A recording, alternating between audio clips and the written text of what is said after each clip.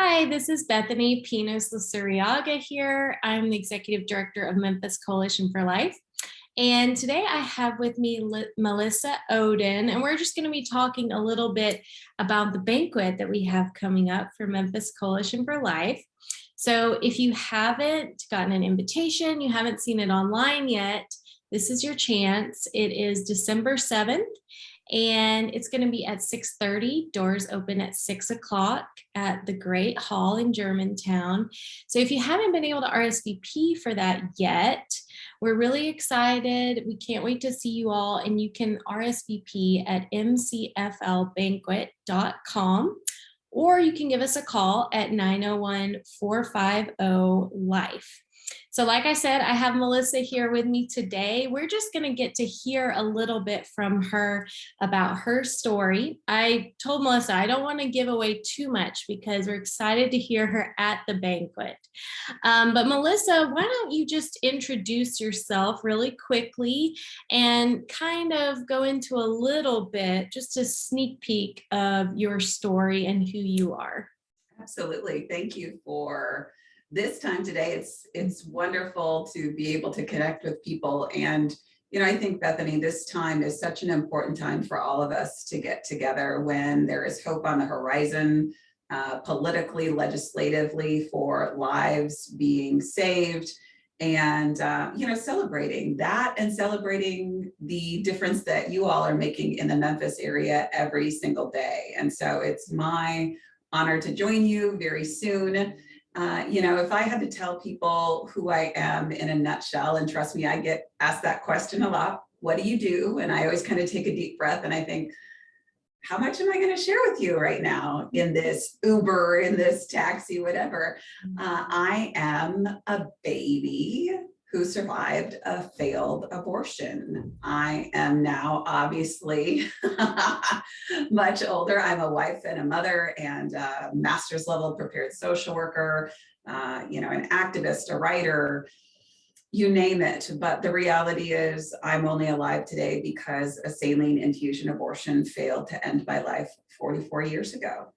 And we live in a world that wants to say that circumstances like mine don't happen, that people like me don't exist. But the reality is this is very much a common set of circumstances. Yeah, that's so true. And I was kind of curious. I probably heard this at some point because I have heard you speak. I've watched you speak online, you name it. But how exactly did you get involved in actually working in this movement, starting your organization? Was it just a natural transition to that, or was there something that really pushed you that way at some point in life? How'd that happen? Yeah, I think everybody has their touch points in how they get involved in pro-life ministry. And for me, this is not anything I ever really planned on doing with my life, I'll be really honest. As a social worker, I loved what I did. I mean, I worked in domestic violence and sexual assault counseling. I worked in an adolescent residential treatment facility. I was the clinical supervisor in a women's treatment facility. I worked in child welfare, supervising teams of social workers. And, I guess when people hear that, it makes sense that obviously I've always had a passion for serving people in need. But I never thought these two experiences of mine, having that passion to serve people and having this pretty, God-ordained life story, I never saw that the two would really come to fruition together. But in 2007, a lot of really, truly God-ordained things happened in my life and made it clear that it was time for me to start sharing my story publicly. And I'm really grateful I was given that opportunity. I first spoke with Feminists for Life because I am a feminist, as I'm sure you are, who believes that, women deserve better than abortion. There's nothing empowering about abortion. And so that's how I first got involved in the pro-life movement, is simply sharing my story. And I think, like many people, when you have a really powerful life story, it attracts other people. So it attracts the media, it attracts, legislators, but more importantly, it attracts people who have felt alone. And so that's really how I got involved in the movement. And then I moved forward to not just being a speaker and a writer and an activist, but to somebody who formed my own nonprofit, the Abortion Survivors Network, because everywhere I went, people would whisper their stories to me and I would go, whoa, wait a minute. There's lots of other people like me and they've never been served. And so that's why the Abortion Survivors Network exists, is because over the years, I started to question things and think, wow, somebody should really do something about serving people like me. Yeah. I kind of blindly fumbled along the way and, certainly healed myself. I think that's part of my journey as a social worker, but it's just been an incredible blessing to be a part of this movement. And you talked a little bit there about your network. So did you just start meeting other survivors and thought there needs to be something, and then kind of it developed from there? And what exactly does your network do does it give them a voice to share stories? Is it more just about community? What exactly does that look like for y'all? Yeah, it's been a process. Anybody who I think has gotten involved in pro-life ministries, and certainly you as a director, knows that it's a process where you really seek the vision and you start to walk that out. So we became an organization in 2012. Really, what people didn't understand is that behind the scenes, I was helping push information and statistics when October Baby came out. So at that time, the media was saying, oh, that movie, nothing like that ever happens. And I was behind the scenes saying, hey, let me help you. And so over the years, back then, really survivors would contact us and say, oh my goodness, I'm just so grateful to know I'm not the only one. I'd love connected with other people like me.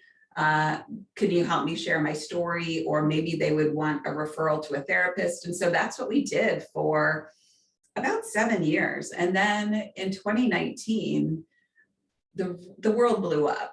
If we can think back past the last couple of difficult years, 2019 brought aggressive abortion legislation. And it felt like many of us who are public as abortion survivors were called everywhere, and we were putting out fires. And in the midst of putting out fires, I was praying and saying, Lord, there's something happening and I don't quite understand yet, but I feel like we're called to do more. And so as I'm praying that, all of a sudden, all these survivors start coming forward, all of these families who have experienced failed abortions saying, I'm completely traumatized. I need more than just sharing my story. I need help. And so that was my next big yes, to say, all right, Lord, we've done a lot over the years, but there's so much more we need to do. So we became a nonprofit. We also added a C4, which is our Education and Policy Center, which gives us a huge seat at the table, both federally and across the states when it comes to legislation and giving survivors a voice. But really what was so amazing for us during these difficult couple of years is that we grew our organization. So we provide healing groups twice a year. We had our first annual retreat this summer where we had 17 abortion survivors together. Wow. This next summer, we'll probably have 30 there at a minimum. And we also do community groups. So survivors from around the world come together at least once a month. We also have a private online group. And those relationships are so important because survivors are born into rejection. It doesn't matter what the circumstances were for our birth mothers or any of those things. The reality is we face rejection, and we face rejection in our culture that wants to pretend like we don't exist and wants to take away our voice. So community and relationships are really big for us. We do a lot of one-on-one peer support to really be those first, sometimes really healthy relationships for survivors that are so healing. We also offer education. So we do lectures, we do speakers training and speaking coaching. You got to see some survivors share their stories during a panel in Memphis earlier this year. We even launched 6 survivors publicly with their stories for the first time. That is something that has never been done in 49 years of legalized abortion. And honestly, we're just getting started. That's incredible. I mean, what a huge impact y'all are having. And I mean, having a place for people to be able to meet other survivors and have that voice and have community, have healing. I mean, it's really a one of a kind thing. And so I think that's so amazing. For you, what was it like the first time you told your story in public? Did it feel kind of cathartic? Did it feel weird? Did it like, what was that like for you?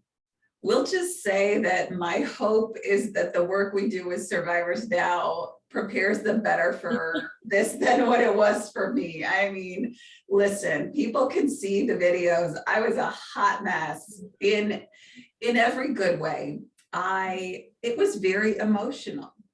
I had done so much healing work, but there is something about getting in front of a group of people and telling a very personal story that in many ways you have to share it many, many times before you really get over that huge emotional impact that it has even on you. And that's why that healing work is so important for anybody with a painful story, because you are essentially telling your traumatic story over and over again. And you can't just turn off a button that says like, oh, cool, I can tell this story and it's not going to impact me. Of course it impacts us. Mm-hmm. And so I protect our survivors. I'll be the first person to tell you, I am a mama bear. I am a gatekeeper.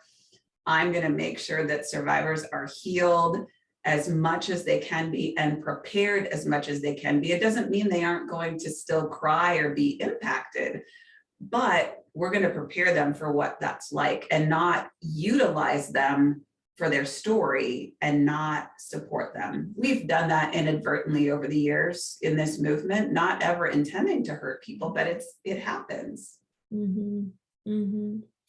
You know, as you were talking about your healing and helping the other survivors with that and preparing them, and it just made me really think about how amazing it is.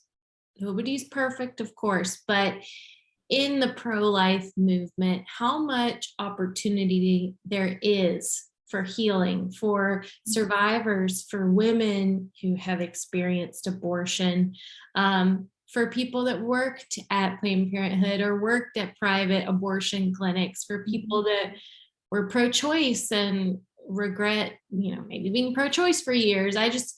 It really feels like there's just so much opportunity there for healing for people. And, with the coalition here in Memphis, we're outside abortion clinics talking to women every day. And so we've seen a lot of healing, a lot of redemption, women that sometimes talk to us after having an abortion, or they talk to us, even better before, and we're able to help them and show them their support and, just help available for them. But I think it's so amazing that we have that, but you look kind of at the other side and it's just pushed off. There's no hope in the pro-choice world. And it all just kind of was connecting in my head with, the theme for our banquet this year is a light has dawned. And for me personally, that was really meaningful, just that there's all this darkness, but there is hope. And I think you're such a good example of that, in your story just brings so much hope to people, and shows that there is healing for all kinds of different things that might happen, or people in your family that may have had traumatic experiences or have had abortions or unexpected pregnancies or whatever. There's just so much hope in this movement. Absolutely. Yeah, I'm so glad you brought that up. It's always so hard, isn't it, when we look at the other side and the fear mongering that takes place. And when you talk about that light that is dawning, it happens in so many ways. The light of truth, the light of being out on that sidewalk and sharing truth with people, letting them know that they're not alone. the healing that happens even after an abortion has occurred. I mean, it's like hope upon hope upon hope. And I hope that people, I mean, I don't want to run that word out, but I want people to have hope that those little touch points, every single one of them are important. And, you know, altogether, that's the new light that dawns. No matter the darkness that exists in the world, every single one of us have the opportunity to make an impact for hope every single day. Yeah. Sometimes I think we look upon people like me and think, oh, wow, you know, they've got such a big calling. Yes, but it's those everyday moments. You know, I'm the first person to say the most important things I do every single day, none of you will ever know about probably. Because they're small moments, or they're very private moments. They're things that don't land on social media. And I want people to be encouraged by that too. Yeah. We don't have to always share everything with the world about this huge impact we're making. I mean, yes, send out that email, that text about the save on the sidewalk and all of those things, but yeah, everybody has an important calling. Right.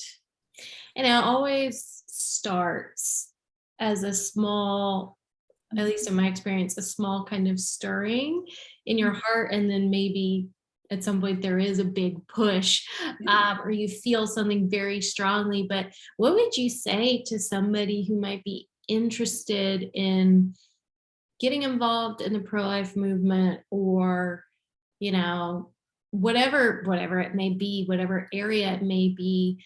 What would you say to them? You don't ignore that little stir in your spirit. I've been there. And you know, I can honestly tell you, as hard as some of the things are that I do in this work, I wouldn't change it for the world. The amount of blessing that comes to you in saying yes and not waiting, you know, not thinking that God's called the wrong person, you know, all of those things. Gosh, I just don't want people to miss out on the same opportunity that I've been given. And, you know, the coalition is such a great example of this. People don't have to go into this knowing everything and how to do it. That's why you exist. You're providing the information and the training and the resources and equipping people on how to do it. And so, yeah, if somebody's listening to this and they're going, yeah, I feel like I might be called to it, but I don't even know where to start. Cool. We know the people who do know how to start. It's a very good point. I like that. Yeah, definitely. Everybody has to start somewhere. And I really feel like that thing of, if you feel something from the Lord, for me, that was how it started. Was I had asked the Lord, like, Lord, please give me more of a burden, more of a desire, because I felt a little bit, but I wanted to really feel like, you know, this was from him and not just something I was coming up with. And I think that the Lord will really bless that and really grow something in you. You know, going back a little bit, we talked about the theme, a light has dawned. And sometimes it feels like things are getting darker or more difficult. Sometimes there's things that feel like a glimmer, like the Dobbs v. Jackson case that we'll be, you know, hearing on the first. But of course, it's like, well, this could go either way. You know, you can hope for the best, you can pray. How do you feel going into the future? Do you feel like things are almost getting easier, or is it getting harder, and that's making us press into the Lord and press on even harder? What do you see? I mean, who can say what the future holds? But right. And that's a tough question. I can pretty honestly tell you, every time I leave a hearing, when I've testified before Congress, I will say the same thing, which is, I don't put my hope in man. Absolutely. It doesn't matter how good a hearing has gone. And trust me, I've been in some that have gone really well, and some where you go, whoa, that was a real kick in the teeth. But I still have hope. And I think that's how we ultimately win this battle is because we know that, yes, it's our calling to step forward and make a difference and fight for truth and legislation and be compassionate and love people every single day to make a difference. But at the end of the day, my hope comes from knowing that this battle has already been won. We're just called to help in the battlefield. So, that's my overview answer, but I would say I have more hope now than I ever have with the way things look everywhere from, pregnancy centers who serve women well and men to, everybody out on the sidewalk to after an abortion has occurred, all the healing ministries that take place from, the Survivors Network to, and then there were none, to all of the groups like Support After Abortion and you name it. There are just so many amazing things that come together to make a difference. And so that's what gives me hope, is seeing what we do day in and day out, regardless of what happens with the Dobbs case or even the Texas heartbeat bill. Wow, that's very inspiring. I feel like that's the best place we could end this interview on. That's just so inspiring to me. And let's not give up. I really do feel like there have been some difficult things recently, but then I have really felt that there's a real stirring, like something is happening. You can tell it's not a battle against flesh and blood. It's not all just the here and now. There's things going on in the spiritual world too, as we're in this fight. Mm-hmm. And so let's really press on and keep on with what we're doing and not lose hope. So I think that's a great last word for us. Thank you so much, Melissa. We really appreciate this. And I'm really looking forward to you being here in person on December 7th. And like I said, for all of our listeners today, if you haven't been able to RSVP, you can go to mcflbanquet.com and do that today. And thank you so much, Melissa. We really appreciate your being with us today. Thank you. I'll see y'all soon, and you'll see me before the Supreme Court before that. Yes, absolutely. Sounds good. All right. Thank you.